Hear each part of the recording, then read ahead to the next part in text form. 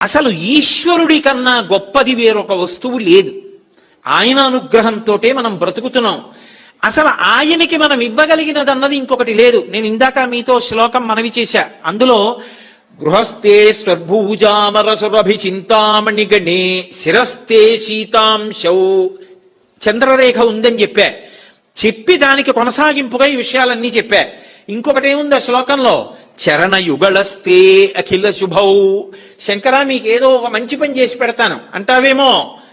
అసలు ఏ ఇంటికైనా లక్ష్మీ కమ్మి అంటారు. వీధిలో ఉన్నటువంటి సింహద్వారానికి పైనున్న కమ్మికి లక్ష్మీ కమ్మి అని పేరు.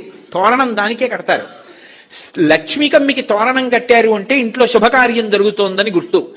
ఎక్కడైనా శుభకార్యం జరగాలి అంటే దానికి అనుగ్రహం ఎక్కడి నుంచి వస్తుందంటే శివుడి పాదముల నుంచి వస్తుంది.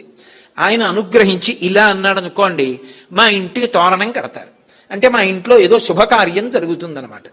మా ఇంట్లో శుభకార్యం జరగాలి అని కోరిక నాకు ఉందనుకోండి, శివానుగ్రహం కలగాలి. కలిగితే ఆయన ఇలా అంటే ఎగిరి వచ్చి తోరణం ఇంటి లక్ష్మి కమ్మిని పట్టుకుంటుంది. ఇంట్లో కోరిక తీరిందని గుర్తు. ఏదో నా వంశం పెరగాలి, నాకు మనవడ కావాలనుకున్నాను, ఆయన ఇలా అన్నాడు, తోరణం ఎగిరి వచ్చి పట్టుకుంది.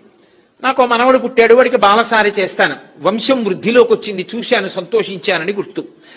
అన్ని శుభములు ఆయన పాదములను ఆశ్రయించున్నాయి. ఆయనకి శుభం నువ్వేం చేస్తావు కొత్తగా?